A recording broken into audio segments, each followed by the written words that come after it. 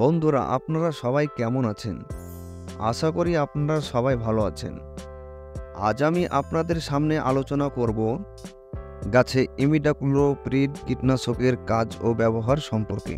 তবে বন্ধুরা, ভিডিওর শুরুতে আরেকটা কথা বলতে চাই, যারা আমার চ্যানেলটি সাবস্ক্রাইব করেননি তারা অবশ্যই আমার চ্যানেলটি সাবস্ক্রাইব করুন এবং বেল আইকনটি প্রেস করুন, তাহলে সবার আগে আমাদের চ্যানেলের ভিডিওগুলো আপনার কাছে পৌঁছে যাবে। বন্ধুরা, এবার আসি মূল আলোচনায়। এই ইমিডাক্লোপ্রিড কীটনাশকটি হলো একটি অন্তর্বাহী কীটনাশক, সেই সঙ্গে খুবই কার্যকারী স্পর্শজনিত ও পাকস্থলীজনিত বিষ। এই ইমিডাক্লোপ্রিড কীটনাশকটি পোকার কেন্দ্রীয় ও পার্শ্বীয় স্নায়ুতন্ত্রের নিকোটিনিক অ্যাসিটাইল কোলিন রিসেপ্টরের সঙ্গে ক্রিয়া করে এবং স্নায়ুকে সর্বদা উত্তেজিত অবস্থায় রাখে। ফলে প্রথমে পোকার পক্ষাঘাত এবং শেষে পোকার মৃত্যু ঘটে।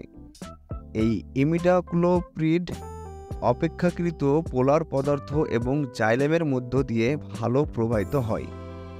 এজন্য এই কীটনাশকটি বীজ শোধন এবং মাটিতে প্রয়োগ করা হয়। এই ইমিডাক্লোপ্রিড রস শোষক পোকা নিয়ন্ত্রণে বিশেষ কার্যকরী। এক কথায়, যেসব পোকাগুলি গাছের পাতা অথবা কাণ্ড থেকে রস চুষে খায়, সেই সব পোকার ওপর এই ইমিডাক্লোপ্রিড কীটনাশকটি বেশি কার্যকারী হয়। বন্ধুরা, এবার আমি আলোচনা করব এই ইমিডাক্লোপ্রিড কীটনাশকটি কোন কোন পোকাকে মেরে ফেলতে পারে সেই সম্পর্কে।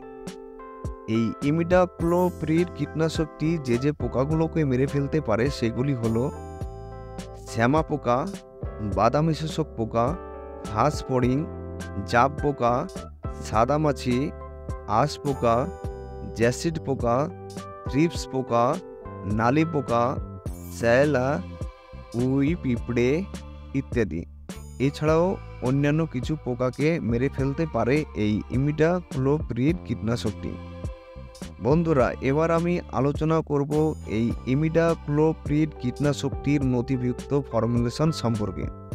এই ইমিডাক্লোপ্রিড কীটনাশকটি কয়েকটি ফর্মুলেশনে তৈরি হয়, যেমন 17.8% SL, 30.5% SC, 70% WS, 70% WG ইত্যাদি।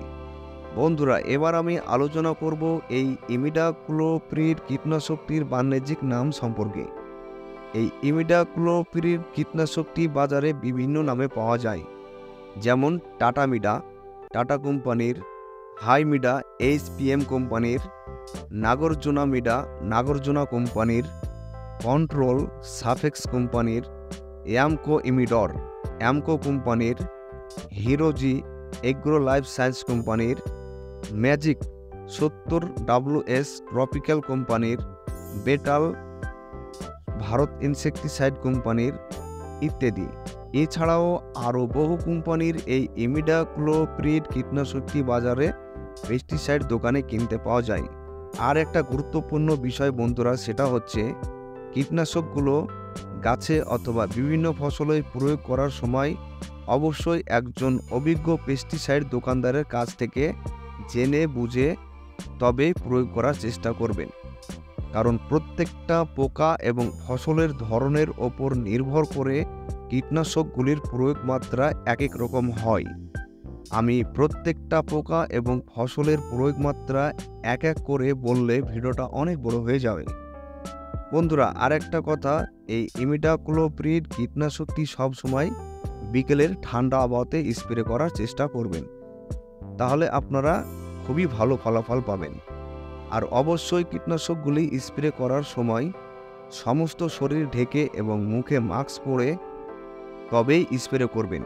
সবসময় লক্ষ্য রাখবেন কীটনাশক কোনোভাবেই যাতে আপনার শরীরের কোনো অংশে স্পর্শ না করে।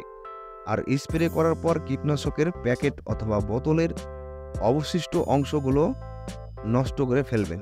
তাহলে বন্ধুরা, আজ এই পর্যন্তই। সবাই ভালো থাকবেন, সুস্থ থাকবেন।